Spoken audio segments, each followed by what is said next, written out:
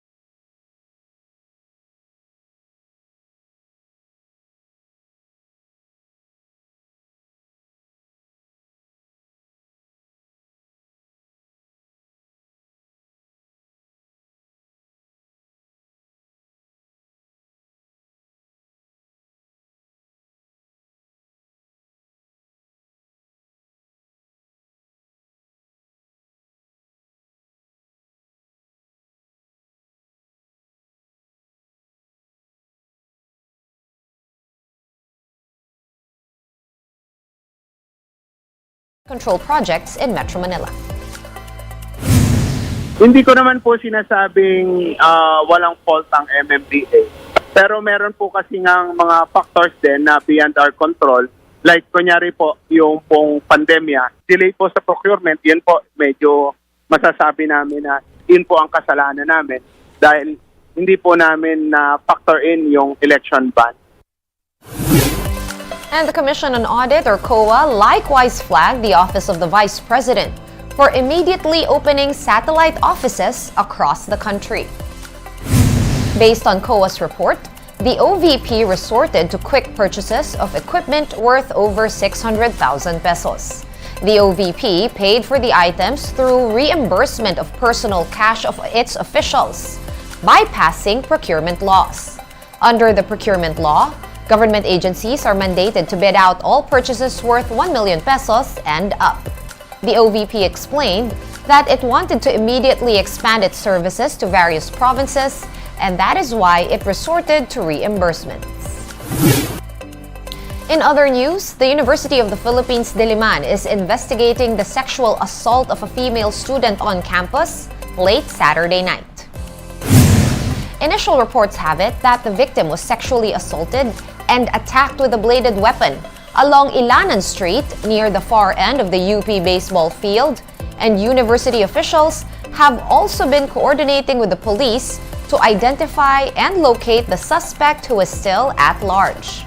According to the Commission on Higher Education, the female student is currently under medical care after the incident. Nag-retrace tayo nung nilakad nung biktima from CP Garcia hanggang dito sa lugar na pinangyarihan. May mga nakita tayong mga pwedeng mapagkuhanan ng ebidensya like CCTVs at nakapag-interview na rin tayo ng mga guards sa posts. So matter of looking for the perpetrator here. In a statement, CHED chairperson Popoy De Vera said, quote, "This despicable criminal act is a wake-up call for UP to review and rationalize its security and safety policies, including its operational engagement with the PNP and other law enforcement agencies in order to make the UP community safe and secure." Aside from its investigation, UP Diliman Chancellor Edgardo Vistan II said that more roving personnel have been dispatched to patrol the campus following the assault. Let's now take a quick look at today's other top stories. An increasing number of Pinoys in mid-level careers are now investing in cryptocurrency due to high returns and convenience. A survey conducted by research firm Capstan Intel Corporation shows that at least 42% of the 1,200 respondents have invested in crypto. Most of them are males aged 25 to 44. The highest percentage of crypto investors are from Calabarzon, Metro Manila, and Central Luzon.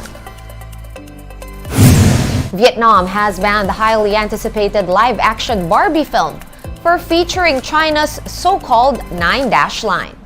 Vietnam's cinema department said it did not grant a license for the film's Vietnamese release because of one scene that features a map showing China's unilaterally claimed territory in the disputed waters. The U-shaped 9-dash line features on Chinese maps to illustrate its claims over most of the South China Sea. This includes swaths of what Vietnam considers its continental shelf, which is known to be oil-rich. And Twitter users will soon need to be verified to access TweetDeck. The social media company said this change will take effect in 30 days. This is due to an improved version of TweetDeck with new features. Businesses and news organizations widely use the platform for easier monitoring of online content. One News Now will be back at 5:45 p.m. with the day's latest stories. I'm Sean Yao. We are One News.